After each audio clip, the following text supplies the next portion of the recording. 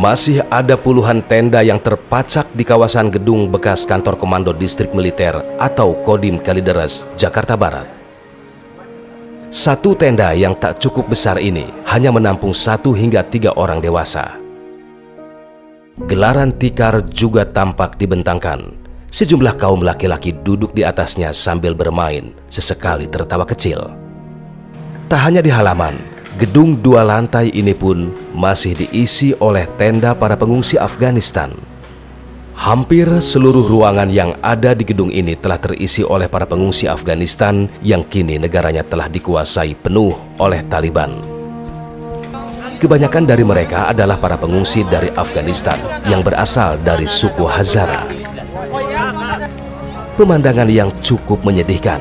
Sekalipun mereka terhindar dari konflik di negaranya, namun di tempat penampungan ini, mereka pun harus berjuang untuk mempertahankan hidupnya, sembari menunggu keputusan dari negara yang menerima suaka mereka. Okay. My question was that you said your slogan is that you prioritize the vulnerable people. But again, you are saying that there are some criteria. Now, which one is correct? Criteria or vulnerability? Vulnerability sudah pasti, tetapi di antara sebegitu banyak orang yang vulnerable, pastinya ada yang the most vulnerable ones. Dari sekian banyak orang-orang yang menjadi pengungsi, seperti tadi dibilang, kuotanya ini yang terbatas. Jadi, dan ada gapnya dong dari seluruh jumlah pengungsi dengan jumlah kuota yang bisa mendapatkan disatuan, pasti ada gapnya. Tim Fakta yang mencoba membuka mata di tempat ini mendapatkan banyak kisah dari para pengungsi.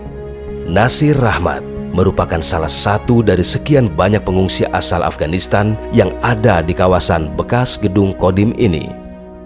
5 tahun sudah Nasir Rahmat beserta istri dan 5 anaknya berada di Indonesia menunggu kepastian untuk kelangsungan hidupnya.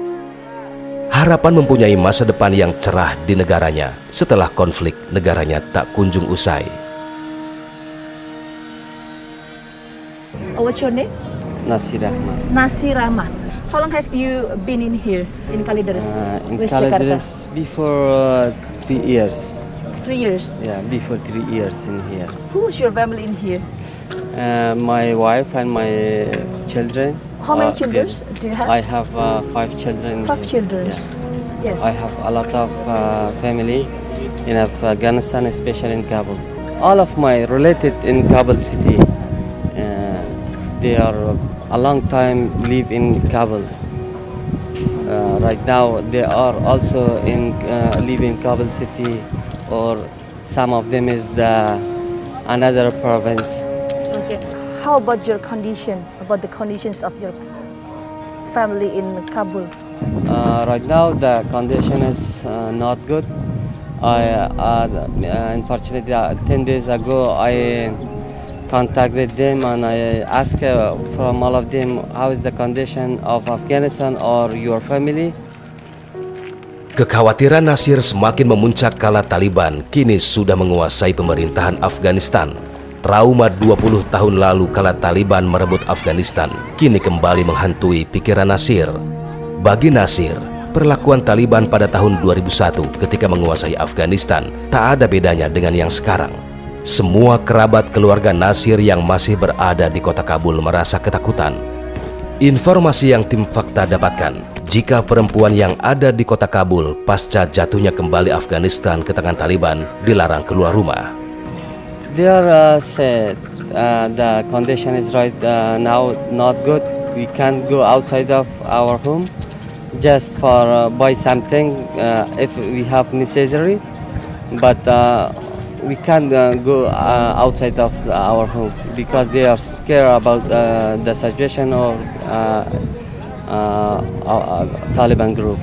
Why did your family decided to just always stay at home and is very scared? And could you tell us?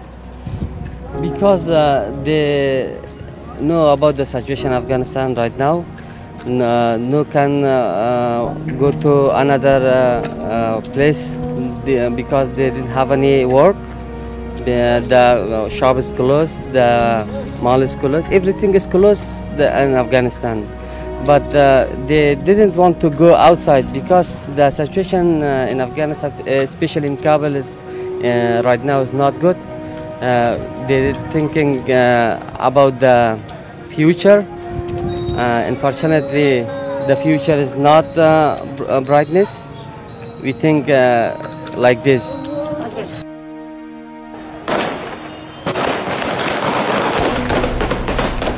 Rasa takut yang tinggi nampak dari seorang Nasir ketika kami meminta dirinya untuk bisa menghubungi saudaranya yang berada di Afghanistan.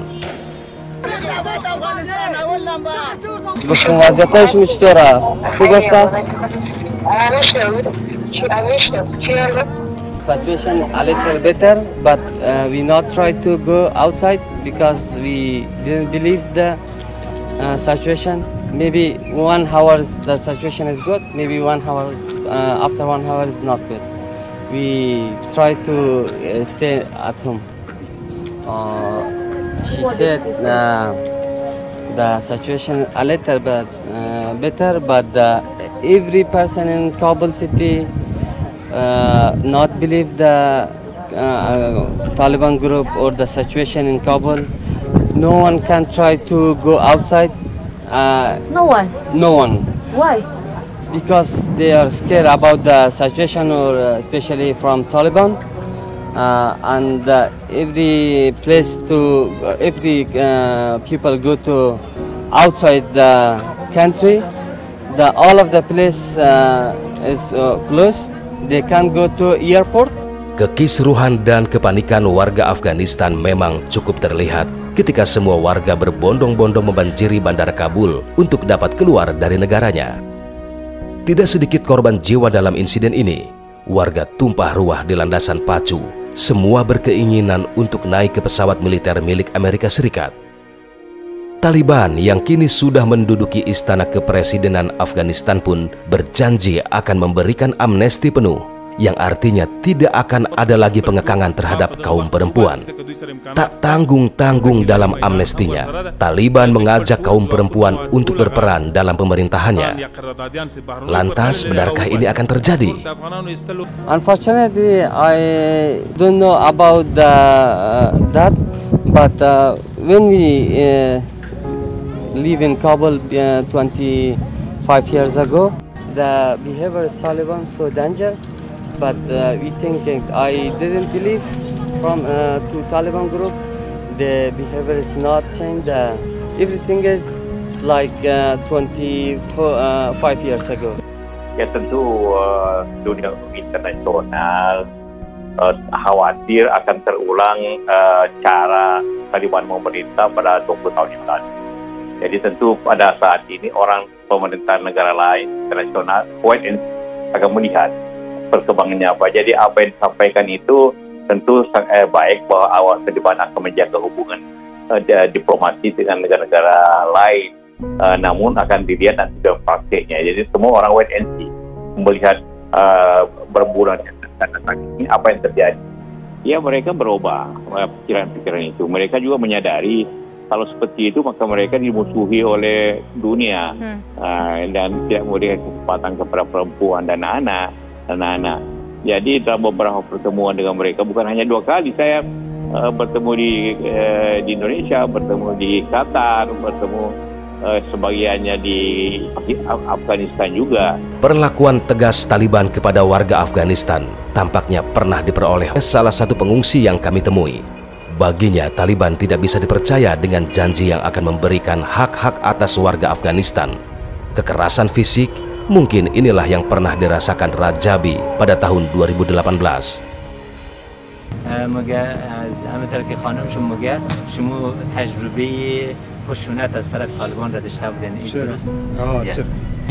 Apa yang dia sampaikan? I said that as your wife says that you have experience from the bad behavior of Taliban and they attacked you. He says, yeah, true. Oke, bagaimana ceritanya sampai pada akhirnya Bapak ini kemudian mendapatkan serangan dari Taliban? Ceritanya seperti apa? ما از میرفتم طرف قریه خانه پدرم اونجا بود از کابل باز در مسیر را ما را طالبان یعنی به خاطر که هزاره بودن. Dari mana tahunya Pak Rajabi ini bahwa orang yang menyerang ini adalah Taliban?